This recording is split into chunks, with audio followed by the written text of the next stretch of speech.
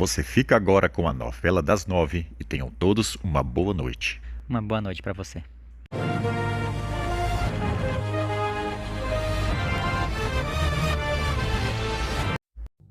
Que saco. Ô, dona Ana.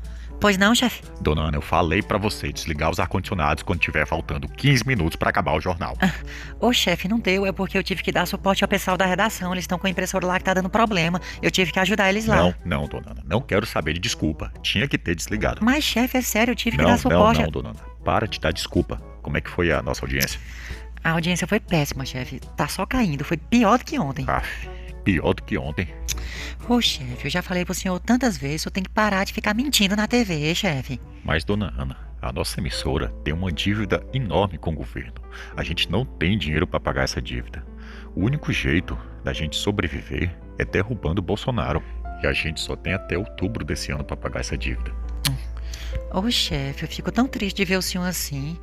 Chefe, e se a gente economizar bastante, se a gente não ligar mais ar-condicionado de jeito nenhum, será se a gente não consegue o dinheiro de pagar essa dívida, não? Tipo, a gente passa calor aqui, não tem nadinha, não. Dá não, dona Ana, dá não. Essa economia que a gente faz dá no máximo pra gente se manter vivo até outubro. Mas e o dinheiro da audiência? Que audiência, dona Ana? Nossa audiência tá uma bosta. O dinheiro da audiência dá no máximo pra pagar os funcionários, nem isso. Chefe, o senhor nunca pensou em tentar melhorar a qualidade do jornal, não, pra ver se melhora a audiência? Como assim, dona Ana? Melhorar qualidade? É, largar de mentir, chefe. Eu sou mente demais nesse jornal. Todo mundo sabe, todo mundo já percebeu. É uma militância sem fim, meu Deus do céu. É um ódio com o Bolsonaro.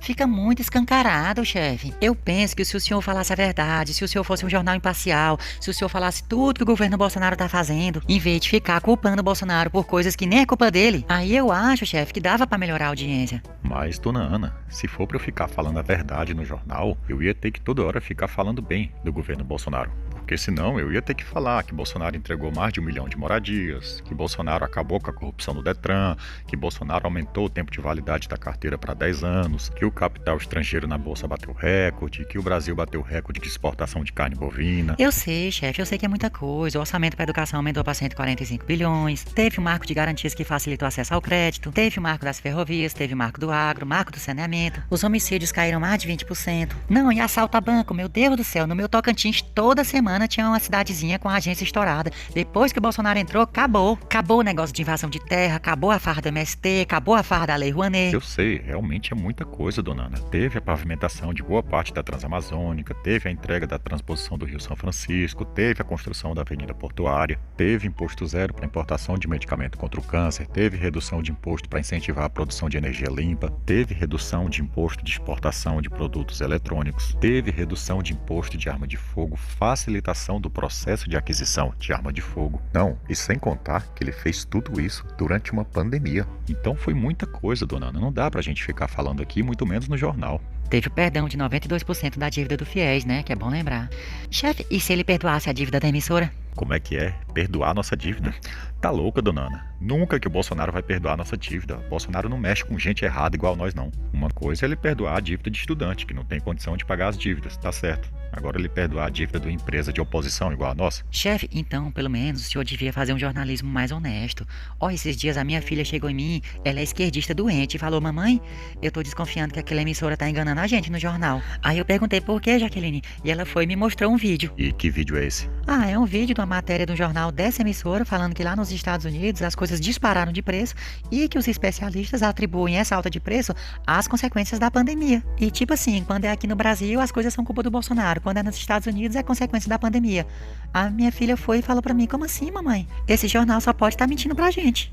E ela ficou curiosa, foi pesquisar na internet, aí o que aconteceu? Ela acabou descobrindo por que a nossa emissora mente tanto, que é porque a gente tem uma dívida com o governo, então a gente ou derruba o governo ou então a nossa emissora cai. E você tem esse vídeo aí pra eu dar uma olhada? É esse daqui. Oi, Tralli, prazer estar aqui com você, boa tarde a todos. Sente no bolso e sente muito, né, Tralli? Por 3 meses seguidos, a inflação ficou acima de 6% aqui nos Estados Unidos. E que produtos que estão aí nessa conta? A gente está falando de alimento, roupa, transporte, produtos da área da saúde. E em outras áreas, os preços também subiram. Os preços da indústria automotiva subiram, especialmente por causa da crise na importação de peças. Isso por causa da pandemia. Então, o preço de carros usados, por exemplo, subiu em 37%, isso no mês de dezembro, em relação a um ano atrás.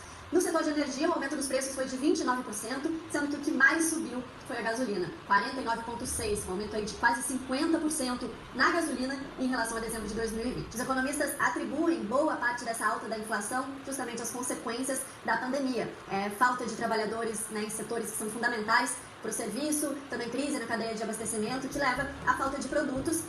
Pois é, chefe, quando a gente compara a matéria falando sobre os Estados Unidos e outra falando sobre o Brasil, fica óbvio que vocês têm um lado político definido. Sim, dona Ana. Eu orientei eles a falarem a verdade, que os problemas dos Estados Unidos são consequências da pandemia, da paralisação, do para tudo. Quando a gente fala daqui do Brasil, a gente coloca a culpa no Bolsonaro.